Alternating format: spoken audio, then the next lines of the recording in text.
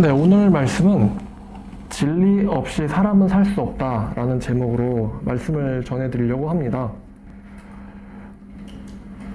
여러분 얼마 전에 우리를 참 재밌게 했었던 우병우 청와대 민정수석이죠.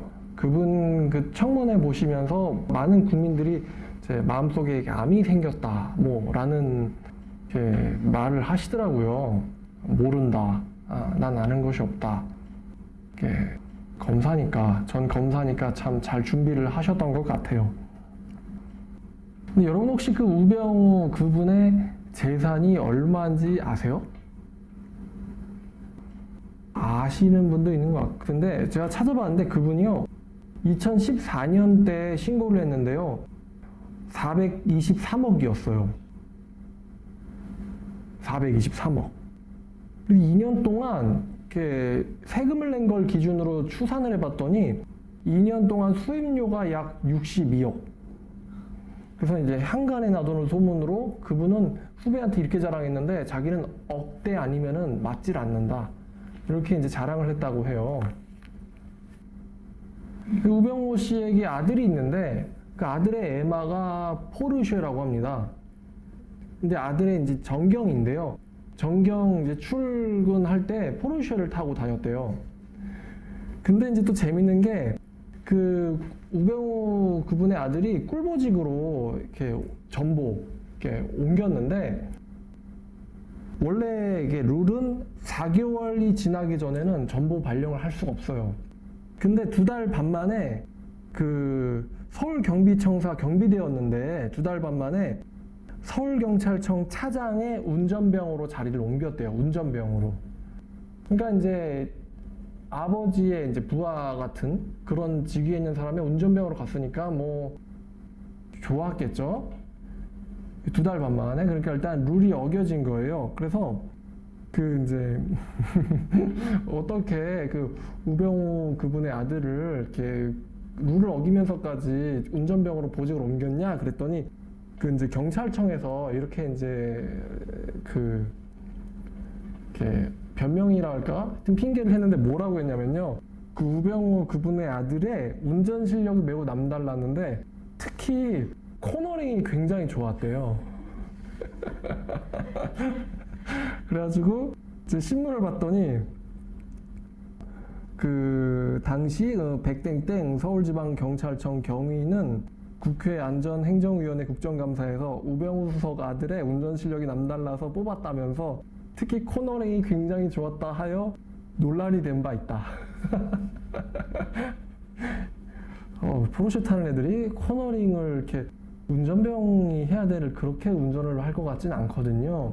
하여튼 코너링이 좋아서 운전병을 옮겨줬다니까.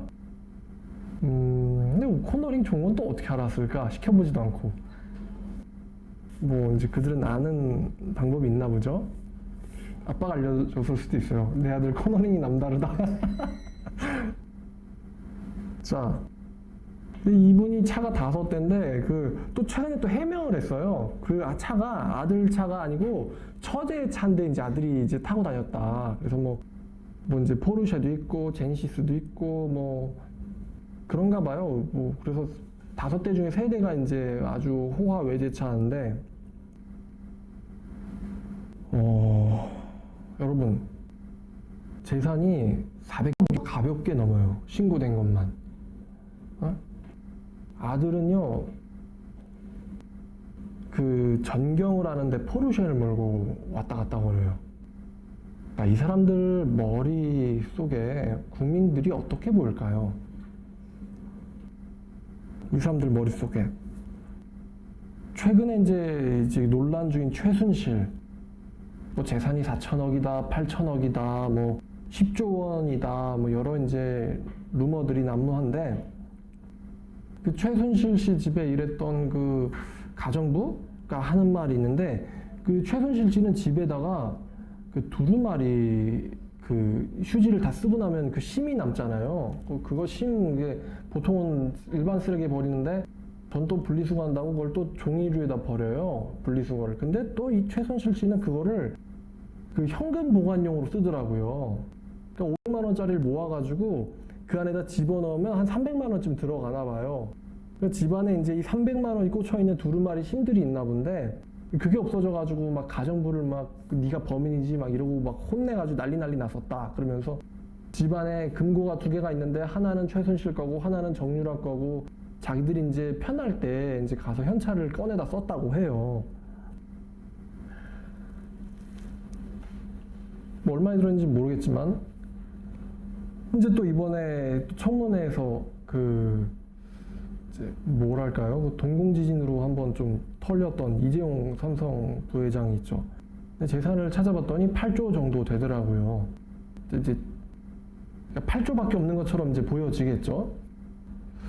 자, 여러분, 이 사람들은 아마 제가 봤을 때는 국민들이 갖고 있는 상식이 아마 없을 거라고 생각돼요. 왜냐? 상식이 필요 없어요. 왜냐하면 돈으로 모든 게 해결되고 권력으로 모든 게 해결되는 사회에서 이 사람들은 다 갖고 있고 최상류층에 있기 때문에 이 사람들은요, 뭐 일반인들이 고민하는 것들, 일반인들이 어려워하는 것들, 뭐 그런 문제에 대해서 고민을 해보지 않았었을 거예요. 근데 지금 이제 이 사람들이 국가를 이제 좀 어지럽혔다라는 걸로 이제 청문회에 와서 앉혀도 있고, 또 심지어 이제 검사 앞에서 이제 조사를 받기도 하는데, 만약에 돈이 이 세상의 전부라고 한다면 취조가 되겠습니까? 만약에 취조를 하는데 우병우 씨가 이제 재산이 400억이 넘잖아요. 이제 한 1-2년 동안 수입료가 한 60억이 넘고, 근데 이제 그분이 검사한테 취조를 받다가 야, 너 월급 얼마냐? 야, 그냥 나 없는 걸로 해. 내가 네 1년 연봉 줄게. 자, 이래가지고 돈이 있으면 다 된다. 그러니까 우리나라의 서열을 재력으로 이렇게 평가한다고 생각을 해보세요. 여러분, 그러면은 이게 조사가 되겠습니까? 조사가 안 되죠? 그러니까 지금 조사를 하는 사람이 비록 조사 받는 사람보다 재산이 없어도 조사를 해야 돼요. 그게 우리나라의 룰이고 그게 정의예요. 여러분, 형사들이 뭐 조직폭력배들을 쫓거나 아니면 지능범들을 잡아들이잖아요. 사기꾼들을 잡아들이잖아요. 근데 사기꾼들이 뭐 이번에도 누가 부산에서 500억인가 비자금 조성했다가 이제 걸렸는데, 그 사람이 형사한테 조사를 받다가 갑자기 야, 형사 양반, 당신 월급이 얼마요? 내가 10년치 챙겨드릴게. 나 좀 풀어줘. 여러분, 만약에 이렇게 된다면 국가가 어떻게 유지가 되겠습니까? 그러니까 제가 무슨 말을 하고 싶은 거냐면, 우리 모두가 다 인정하는 거예요. 뭘 인정하느냐? 돈이 최고가 아니라는 거. 돈으로 사회를 굴리면 안 된다는 거를 우리나라 국민들이 다 그걸 잠정적으로 인정을 하고 있는 거예요. 현실은 어쨌든 법이 그래요. 만약에 그렇지가 않다면 사회가 돌아갈 수가 없어요. 모든 게 다 돈으로 덮여지는 세상. 그러면 사회를 유지할 수가 없단 말이에요. 근데 여러분, 그 형사가 자기보다 돈이 많은 조직이나 사기꾼들을 잡아서 조사하고 검찰에 송치하고, 또 검사들이 자기보다 훨씬 더 힘있고 돈이 많은 사람들을 잡아가지고 조사하고 그들에게 형을 구형하고 이러는데 어떻게 그렇게 할 수 있다고 생각합니까? 그 사람들한테 뭐가 있기 때문입니까? 그 사람들한테 나라에서 준 권세가 있어요. 권세가 있어요. 권세가 있기 때문에 그 사람들이요, 아무리 자기보다 돈이 많은 사람이라도, 아무리 자기보다 힘이나 권력이 많다 할지라도, 뭐 현실적으로 어떻게 될지 모르겠지만 법적으로는 다 그 사람들 앞에 와서 수사를 받고 조사를 받고 형을 받아야 돼요. 아무리 돈이 많아도. 뭐 10조가 있어도 잘못했으면은 와서 조사를 받아야 돼요. 그거는 그 사람들에게 나쁜 사람들을 잡을 수 있는 권세를 국가에서 줬기 때문이에요. 돈이 최고가 아니죠. 권세가 돈보다 더 위에 있는 거예요. 그런데 여러분, 그럼 이 권세는 어디서 나옵니까? 지금 제가 검사도 얘기했고 형사도 얘기했어요. 근데 이 나쁜 사람들, 아무리 힘 있는 사람이라도 잡아가지고 앉혀놓는 이 권세가 어디서 나오죠? 이 권세는 신분에서 나오는 것 같아요. 신분에서. 나 대한민국 검사야. 나 대한민국 형사야. 신분에서 권세가 나옵니다. 자, 그럼 제가 이제 권력, 갑질 논란 이런 얘기 하려고 이 얘기를 한 건 당연히 아닐 테고, 이제 질문이에요. 크리스찬의 권세는 어디서 나올까요? 성경 구절을 떠오르시면 좋을 것 같아요. 신자의 권세는 어디서 나올까요? 요한복음 1장 12절입니다. 요한복음 1장 12절. 영접하는 자, 곧 그 이름을 믿는 자들에게는 하나님의 자녀가 되는 권세를 주셨으니. 신자의 권세는 어디서 나오냐? 신자의 권세는 자녀됨에서 나와요. 자녀됨. 여러분, 형사도 권세가 있고 검사도 권세가 있지만 저는 이제 전도사로서 가장 큰 권세는 바로 신자됨이라고 생각합니다. 그러니까 여러분들이 지금 누리고 있는 이 크리스찬이라는 영적 지위, 하나님의 자녀라는 영적 지위는요, 세상 그 어느 권세보다도 강합니다. 강합니다. 나라는 쓰러지고 없어질지언정 하나님의 나라는 무너지지 않습니다. 세상에서 파면되고 그만두고 옷 벗을 수 있을지언정, 퇴직할 수 있을지언정, 하나님의 신자됨은, 자녀됨은요, 한번 누리면은 없어지지 않아요. 훨씬 더 우주적이고 강력합니다. 신자됨의 권세는. 여러분은 여러분이 하나님의 자녀라는 그 권세가 얼마나 강력한지를 누려보시고 느껴보신 적 있으세요? 나 하나님의 자녀야.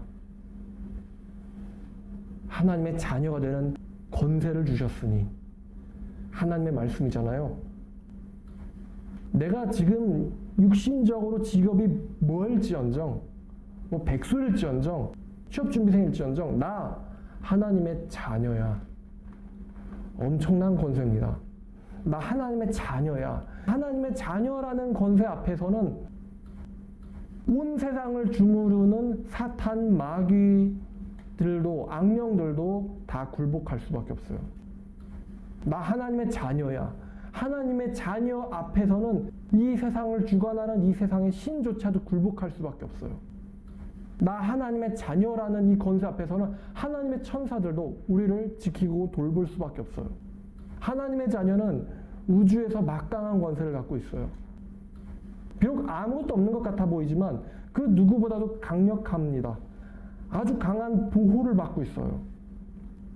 하나님의 자녀이기 때문입니다. 자녀에게 어떤 걱정이 있겠습니까? 어떠한 두려움이나 불안이 있겠습니까?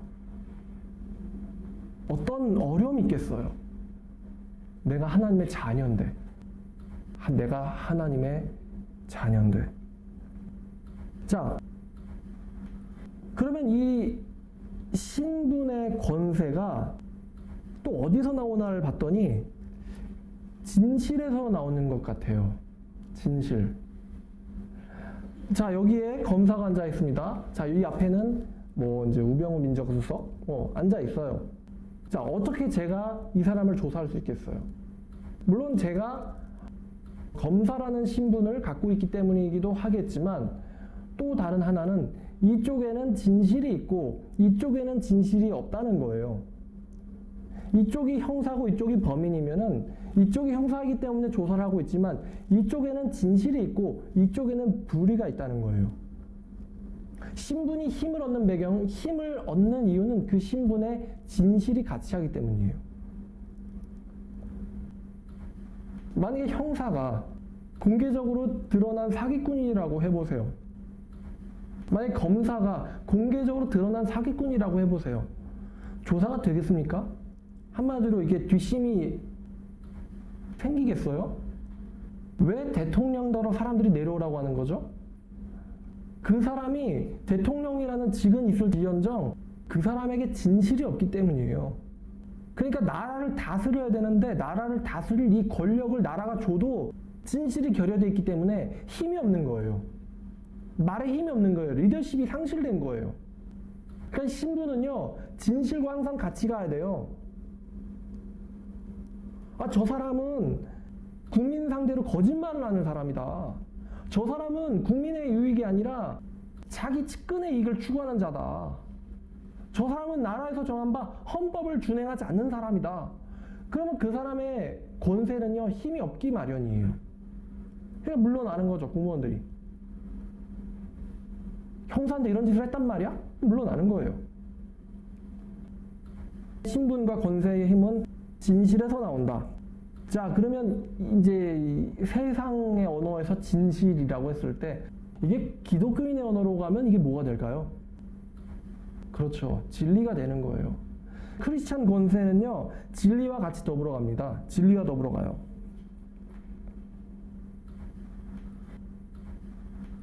말씀에 이런 말씀이 있는데 잠언 16장 8절 말씀이거든요.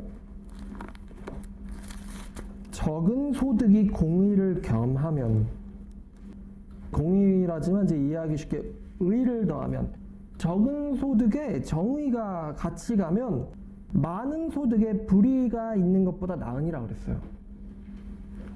정말 오늘날 2016년 12월에 대한민국에 정말 딱 어울리는 말씀이에요. 적은 소득에 공의가 있는 것이 많은 소득에 불의를 겸한 것보다 나으니라. 어떤 사람이 얼마 전에 또 대구에서인가 그 1억 얼마를 기부했어요. 자기가 1년 동안 열심히 벌어가지고 기부를 한 거죠. 물론 1억 이상을 벌어들인다는 건 굉장한 이제 능력이 있는 건데, 뭐 우병호 씨나 최순실 씨나 이런 사람들 앞에 비하면 재력이 정말 차이가 너무 심하게 차이가 나죠. 근데 여러분, 이 사람들이 왜 그 얼굴 없는 키다리 아저씨 왜 존경합니까? 다 존경한다 그래요. 그리고 막 뭐 최순실 10조 욕하잖아요. 전부 욕하잖아요. 다 이 말씀 때문이거든요. 적은 소득에 공의가 있는 것이 많은 소득에 불의가 있는 것보다 낫다고. 여러분, 아무렇게나 벌면 돈인가요? 아니죠. 제가 아까 그 우병호 씨 아들 얘기를 좀 했는데, 이 우병호 씨의 아들이 세상을 아름답게 볼까요? 아니면은 굉장히 삐뚤게 볼까요? 아마 그 사람은 평생 세상을 삐뚤게 볼 것 같아요. 최순실 씨의 딸 정유라 씨, 세상을 아름답게 볼까요? 아니면 삐뚤게 볼까요? 아마 삐뚤게 볼 것 같아요. 아무리 돈이 많아도 이 세상을 삐뚤게 볼 것 같아요. 여러분, 그러면은 돈이 많지만 그 사람들이 과연 행복할까? 마음이 평안할까? 안 그럴 것 같거든요. 그러니까 돈도 올바른 정의와 더불어서 소득이 해야지, 불의와 더불어서 소득을 하면요, 돈을 쓸 때도 이게 굉장히 마음이 불편할 것 같아요. 비록 그 사람이 어떻게 해서든 사치와 명품으로 자신의 자존감을 높이려고 하고 또 이 세상은 내 거라는 듯이 양 불일지언정 그 사람들 마음속 깊은 곳에는 평안이 없을 거예요. 왜냐하면 자기의 힘으로 정의와 더불어서 번 게 아니거든요. 인정도 안 하고 돈 쓰면 와 부럽다 이게 아니고 욕먹잖아요, 돈 쓰면은. 그죠? 그러니까 불의와 더불어 있는 많은 소득보다 하나님의 의와 같이 있는 적은 소득이 더 낫다. 여러분 어떻게 생각하세요? 하나님과 더불어서 버는 적은 소득이 좋으세요? 아니면 하나님 없이 사단적인 방법으로 벌어들이는 많은 소득이 좋으세요? 하나님과 함께 하는 게 좋죠? 역시 성경은 우리가 보는 세상 세계관과 다른 세계관을 우리에게 보여주는 거예요. 크리스찬의 그 신분의 권세는 바로 이 진리와 더불어 나오는데, 그 예수께서 우리에게 굉장히 중요한 말씀을 하셨어요. 여러분들도 아시는 말씀인데 마태복음 4장 4절에 예수께서 사단에게 시험을 받을 때 뭐라고 말씀하셨냐면 예수께서 대답하여 이르시되 사람이 떡으로만 살 게 아니고 하나님의 입에서부터 나오는 모든 말씀으로 산다고 말씀하셨어요. 하나님의 입에서 나오는 모든 말씀으로 살 것이다. 아마 이 말씀은 기독교인들에게 그렇게 유명한 말씀이지만 동시에 정말로 이해가 어려운 말씀이기도 할 거예요. 어떻게 사람이 떡으로 살지, 밥으로 살지, 돈으로 살지, 어떻게 사람이 하나님의 말씀으로 산다는 것인가? 이해가 어려운 말씀일 것 같아요. 근데 제가 대한민국에서 일어나는 이런 불우한 일들을 보면서 야, 저 사람들 마음속에 평안이 없을 텐데, 저 사람들 마음속에 진리가 없을 텐데, 하나님께서 왜 사람이, 하나님의 말씀이 뭐예요?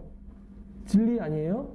왜 하나님 예수께서 사람이 떡으로만 살 게 아니고 진리로 사는구나라고 말씀하셨구나라는 걸 좀 알겠어요. 여러분, 우리가 이제 우리에게 인기인이죠. 이만희 씨 한번 생각해봐요. 여러분, 이만희 씨가 가난한가요? 부자인가요? 부자죠.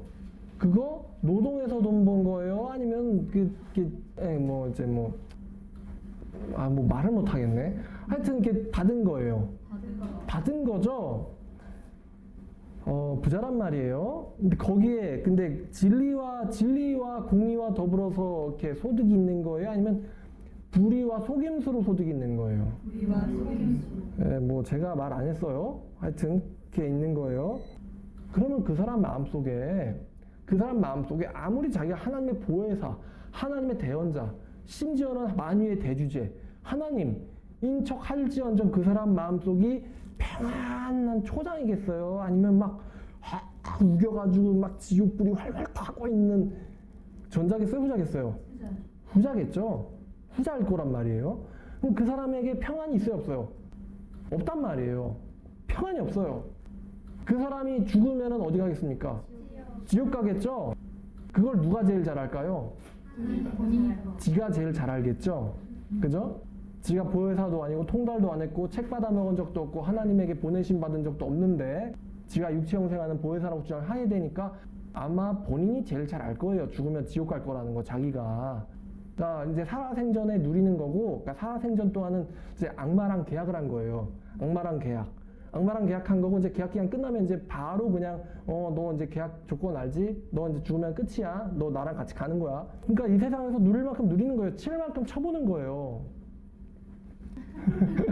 하여튼 칠 만큼 쳐보는 거예요. 뭘 치는지 모르겠지만 하여튼 쳐보는 거예요. 죽으면 가는 거란 말이에요. 잡혀가는 거란 말이에요. 그러니까 얼굴에 평안이 없어요. 속은 구겨져 있어요. 근데 죽기만 하면 바로 이제 제가 아는 사람 얘기를 좀 빌리면 지옥 프리패스 권을 갖고 사는 것과 비록 가난하지만 하나님과 더불어 동행하면서 사는 것과 여러분 어떤 인생 선택하시겠습니까? 부자가 될 수만 있다면 지옥에라도 내 영혼을 팔겠다. 2번, 이 세상에서 어떻게 어렵게 살든 하나님과 같이 동행하고 싶다. 근데 이제 이 사람은 1번을 선택한 사람인 거예요. 부럽나요? 요즘 젊은 사람들 돈 좋아하죠? 안정 좋아하죠? 그러면 교주가 되세요. 뭐지? 그 소득세도 안 뜯어요. 교주가 되세요. 지옥은 가겠지만 교주가 되시면 됩니다. 자, 제가 그럼 이런 걸 보면서 아무리 종교 사기꾼이 교주가 사이비 교주가 아니면 뭐 비선 실세가 아니면 뭐 민정수석이 돈이 많아도 중요한 건 그게 아니다. 중요한 거는 내가 얼마나 돈이 많으냐가 아니고 내가 얼마나 그 권세를 누리느냐, 얼마나 내 안에 진리가 있느냐가 중요하다는 거예요. 여러분들이 만약에 그 돈이라는 그 룰에 올라가면 이미 여러분들은 종교 사기꾼보다 아래 루저란 말이에요. 우리는 아무리 열심히 노력해도 종교 사기꾼보다 부자가 될 수는 없어요. 종교 사기꾼 어떻게 10조를 모아요? 인간이 벌어가지고. 그런 이상 처음부터 게임은 그 현실적이고 세상적이고 세속적인 그 룰 안에서 놀면 안 된다는 거예요. 그럼 크리스찬의 권세는 하나님의 자녀됨으로해서 나오는 것처럼 크리스찬의 그 만족은 하나님의 진리에서 나온다는 걸 여러분들이 아셔야 돼요. 그리고 돈이 아무리 많으면 뭐합니까? 설령이에요. 설령 최순실 씨의 재산이 10조라고 해봐요. 그거 여러분 돈은 언제 의미가 있냐? 쓸 때 의미가 있어요. 근데 10조 쓰겠어요? 10조를 제가 좋아하는 과자로 바꾸면은 먹다 뒤져요.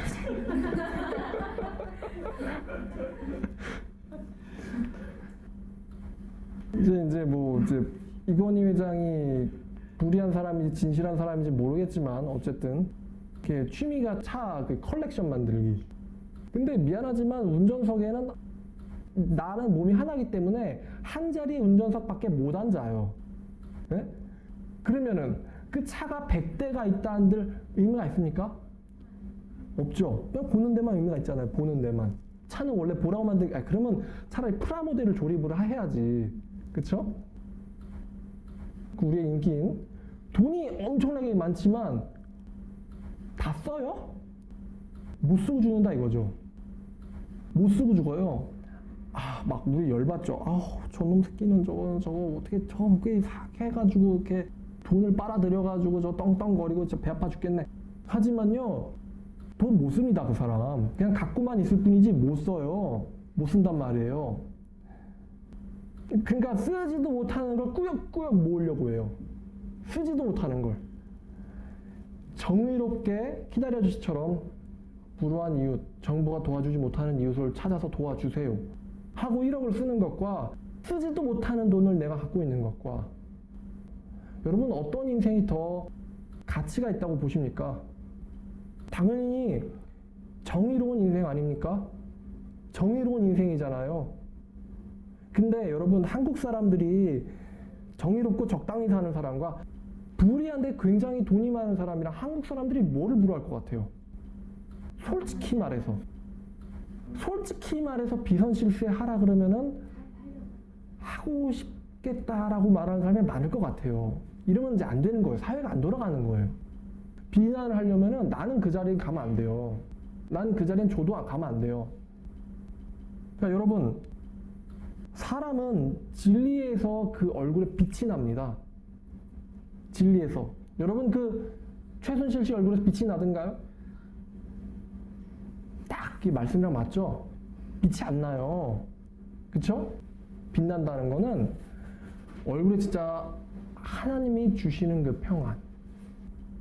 네가 눕거나 앉을 때나 너를 잡아갈 자가 없을 것인즉 네가 정말로 평안을 누릴 거다. 아무도 너를 쫓지도 않아. 아무도 너를 쫓지 않아. 갑자기 이거 생각나네요. 여러분 그 캐치 미 이프 유 캔 영화 알죠? 그 애가 사기꾼이어가지고 돈 무지하게 많이 벌었잖아요. 그런데 결국 잡히죠. 잡히더니만 나중에는 이제 위패 감별사, 그러니까 공무원이 되잖아요. 근데 그 사람이 이제 너 가고 싶은, 너 이제 휴가라고 나가라 그랬더니만 내가 도망갈지도 모르는데 날 놔줘도 되냐? 그랬더니 그 사람이 주인공이 하는 말이 네가 도망을 왜 가? 아무도 너를 쫓지 않는데. 이러는 거예요. 명대사 아니에요? 그거 보면서 그래, 적은 돈이지만 내가 진리와 공의와 더불어서 누리는 거, 이게 진짜 하나님의 선물이다. 전도서에 사람이 아무리 그 풍족해도 낙을 누리지 못하는 게 참 큰 악이라 그랬어요. 낙을 누리지 못하는 거. 근데 이 낙을 누릴 줄 아는 것도 정말 하나님의 그 선물이에요. 낙을 누리는 것도. 예수께서 우리에게 이렇게 말씀하셨습니다. 요한복음 8장이에요. 요한복음 8장 31절에 뭐라고 말씀하셨냐면, 그러므로 예수께서 자기를 믿은 유대인들에게 이르시되 너희가 내 말에 거하면 참으로 너희가 내 제자가 되고 너희가 진리를 알지니 진리가 너희를 자유롭게 하리라. 예수께서 말씀하신 자유, 너희가 진리를 알 것인데 진리가 바로 너희를 자유롭게 할 것이다. 진리가 너희를 자유롭게 할 것이다. 또 예수께서 요한복음 15장 5절에서 말씀하셨습니다. 나는 포도나무여 너희는 가지라. 그가 내 안에 내가 그 안에 거하면 사람이 열매를 많이 맺나니 나를 떠나서는 너희가 아무것도 할 수 없음이라. 진리죠 이게. 나를 떠나선 너희는 아무것도 할 수 없다. 이 인간은요 살아계신 하나님을 떠나서는 아무것도 할 수 없어요. 아무리 많이 가졌어도 한 송장이에요. 다윗의 말을 빌리면 그림자예요. 그림자. 손바닥 길이만큼 나를 줬다 그래요. 다윗이 그래요. 이 사람이 왕이잖아요. 한 나라에. 뭐 아무리 뭐 비선 실세들이 돈을 많이 가졌다 한들 왕만큼 돈이 많겠습니까? 근데 그 왕인 사람이 말하잖아요. 사람의 손바닥만큼 인생을 주셨다고. 그들이 헛되이 돌아다니면서 헛되이 재물을 쌓으나 누가 그것을 가질지 알지 못하나이다. 오 주여 나의 소망은 누구에게 있나이까? 나의 소망은 주께 있나이다. 이게 왕의 신앙 고백이에요. 예수께서 말씀하세요. 너희가 진리를 알진대 진리가 너희를 자유롭게 할 거라고. 제가 얼마 전에 신천지인이랑 논쟁을 했어요. 근데 그 신천지인 얼굴을 이렇게 빤히 이제 보는데 정말 마귀에게 사로잡힌 귀신 들린 자의 얼굴이 있다면 이런 모습일까? 하는 얼굴이었어요. 일단 얼굴에 피부병이 너무 심했어요. 그리고 눈이 너무 까맸어요. 눈 주위가. 그리고 눈동자가 너무 불안했어요. 그러니까 본인은 말씀이 맞으니까 말씀 때문에 왔다고 말을 하는데 얼굴은 도저히 이게 진리 안에 있는 사람의 얼굴이 아니에요. 얼굴은 마귀에게 사로잡힌 자의 얼굴이 마귀의 얼굴을 닮아가고 있어요.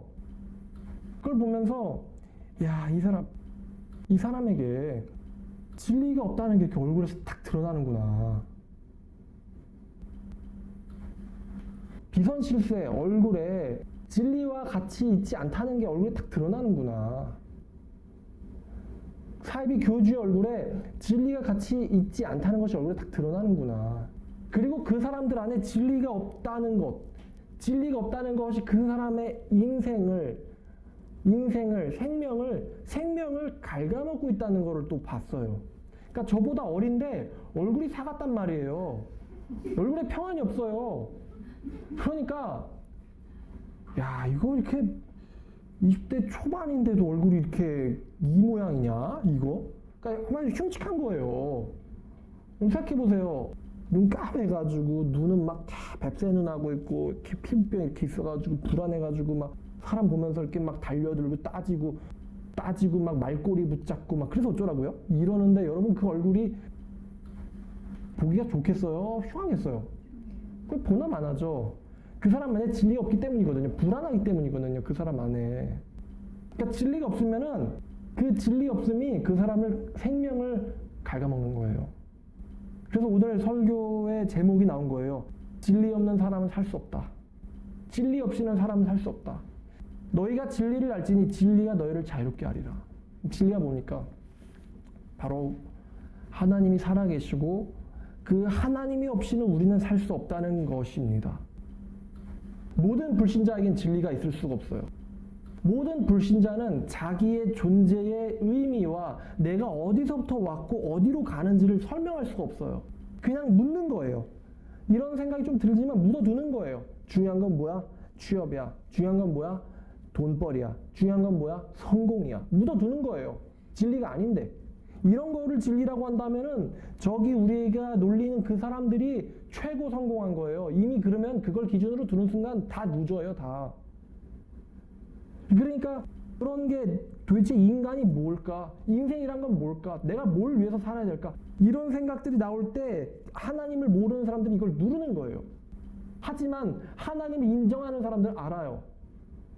모든 세상은 하나님이 주관하고 계시고 세상은 하나님이 만들었고 이 놀라운 우리의 몸도 하나님이 만들었고 우리는 우리를 만드신 하나님을 위해서 살 때에 비로소 가치를 갖는다는 것. 비로소 존재의 의미를 갖는다는 것. 이게 진리예요. 너희가 진리를 알지니 진리가 너희를 자유롭게 하리라. 하나님의 말씀이 너희를 자유롭게 하리라. 하나님의 자녀가 되는 권세를 주셨으니. 이는 혈통이나 육정으로나 사람의 뜻으로 나지 아니하고 오직 하나님의 뜻으로 난 사람들이다. 여러분들은 지금 대한민국에서 이 진리 없는 세상이 얼마나 정말 구역질 나는지를 여러분들은 지금 보고 계십니다. 그런데도 불구하고 갑질하는 자리에 그 자리를 원하십니까? 진리 없이 온 국민에게 욕먹는 자리를 원하십니까? 그 쓰지도 못할 돈 다 안고 죽는 그 자리를 원하십니까? 아니면 영혼의 자유를 원하십니까? 딱 봐도 하나님 안 믿는 사람들도 아는 거예요. 세상은 힘이나 돈이 전부가 아니라는 거. 진실이 중요하다는 거. 다시 말하면 종교적으로 말하면 진리가 중요하다는 거. 권세가 있어야 된다는 거. 진리가 없으니까 불의하니까 자기보다 월급 적게 받는 사람들 앞에 잡혀가지고 털리고 있는 거잖아요. 그런 자리가 좋다고요? 가고 싶다고요? 부모를 잘못 만났다고요? 잘 만나고 싶다고요? 정말 궁금합니다. 최순실 씨의 딸이 어떻게 될지, 돈과 함께 죽을지 어떻게 될지 궁금해요. 우리의 진리는 바로 예수 그리스도입니다. 마지막으로 고린도후서 3장을 보고 싶어요. 16절 말씀인데요. 그러나 언제든지 너희들이 주께로 돌아가면 너희의 얼굴을 덮은 수건이 벗겨지리라. 제가 이제 이해하기 쉽게 너희라는 말을 넣습니다. 주님은 영이시니 주님의 영이 계신 곳에는 자유가 있느니라. 여러분들이 주님을 바라볼 때 여러분들을 가리고 있는, 여러분들로 하여금 진리, 세상을 제대로 볼 수 없게 하는 그 모든 장애물들은 벗겨집니다. 여러분들이 인식하는 왜곡된 하나님에 대한 것들 다 사라집니다. 여러분들이 주님을 바라볼 때 여러분들의 얼굴을 덮은 주님과 우리 사이를 가로막는 그 모든 편견들은 사라집니다. 사라지고, 그리고 그 주님과 함께 여러분들이 거하게 되며 주님과 함께 여러분들이 거할 때 여러분들은 자유를 느낍니다. 주는 영이시니 주님의 영이 계신 곳에는 자유가 있느니라. 우리가 어디를 봐야겠습니까? 지난번에도 얘기했지만 주님의 얼굴에는 하나님의 영광이 들어있어요. 주님의 얼굴을 보시겠습니까? 아니면 이 세상의 신을 보겠습니까? 주님의 얼굴을 봐야겠죠. 우리가 다 수건을 벗은 얼굴로 거울을 보는 것 같이 주님의 영광을 보매 그와 같은 형상으로 변화하여 영광에서 영광으로 이르니 곧 주의 영으로 말미암음이니라. 4장 1절 보니까 그러므로 우리가 이 직분을 받아 긍휼하심을 입은 대로 낙심하지 아니하고, 이 직분 어떤 직분입니까? 사도됨이죠. 아까 제가 권세는 직분에서 나온다고 그랬어요. 하나님이 사도로 인정하셨습니다. 세워주셨습니다. 사도의 권세가 있어요. 사도 권세 어마어마하죠. 비록 바울은 현실적으로 힘이 없고 가난했어요. 육신적으로는. 그러나 이 사람은 하나님에게서 직분을 받았다고 말하고 있습니다. 그러므로 긍휼하심을 입은 대로 낙심하지 아니하고 이에 숨은 부끄러움의 일을 버리고 속임으로 행하지 아니하며. 비선실세들 보면 딱 어울리죠. 우리는 부끄러운 일들을 버렸고 속임으로 행하지 않는다. 완전 정반대잖아요. 그리고 우리는 하나님의 말씀을 혼잡하게 하지 아니하며. 사이비 종교 교주와 정반대잖아요. 오직 진리를 나타내므로 하나님 앞에서 각 사람의 양심에 대하여 스스로를 추천하노라. 비록 육신적으로는 가난하고 쫓겼고 사람들한테는 박해도 받았지만 이 사람들의 직분은 하나님에게서부터 주어진 것이었고 이 사람들은 진리와 더불어서 행했습니다. 비록 가진 건 없지만 이 사람들의 인생에는 보람과 자유가 있었어요. 멋있지 않나요?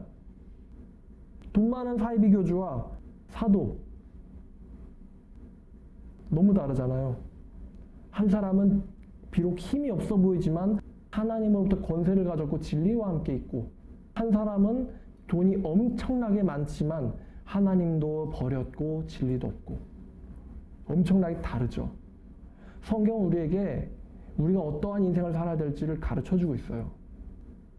그러니까 이 21세기의 대한민국 국민 여러분, 그리고 대한민국 기독교인 여러분, 저 사람들이 갖고 있는 것 부러워할 게 아니고요. 여러분들이 마땅히 바라봐야 될 것, 그것 구하십시오. 바로 하나님의 자녀됨의 권세입니다. 그럴 때 여러분들의 영혼에 자유를 얻습니다. 자유를 얻습니다. 자, 이제 2016년 말인데, 정말 이제 앞으로 TV에서 더 조사가 이루어지겠죠. 이 모든 게 우리의 본보기가 되었으면 좋겠어요. 저런 것들 부러워할 게 아니고, 하나님으로, 하나님의 자녀가 됨, 이거를 먼저 목표로 삼자. 적게 벌어도 좋으니까 진리와 더불어서 하나님과 같이 행하는 내가 돼야겠다. 이런 것을 목표로 삼는 저와 여러분 되기를 주님의 이름으로 축원합니다. 기도하겠습니다. 하나님 아버지, 진리 없이는 살 수 없습니다. 비록 우리가 하나님 없이 밥도 먹고 빵도 먹고 비싼 돈 주면서 외식도 할 수 있지만 하나님이 없으면 우린 아무것도 아닙니다. 한 줌의 흙에 불과하며 그림자에 불과하며 안개에 불과합니다.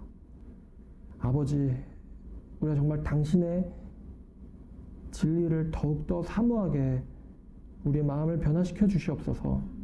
그리하여 하나님의 자녀됨의 권세를 마음껏 누리는 우리 되기를 원합니다.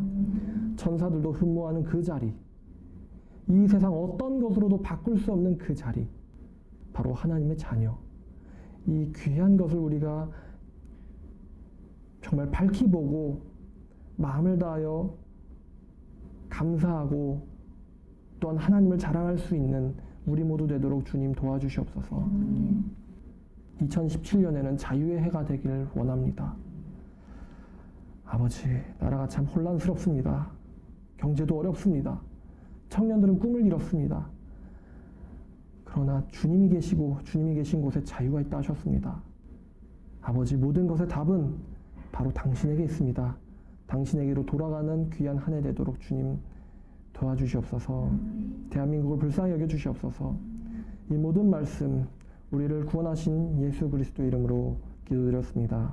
아멘.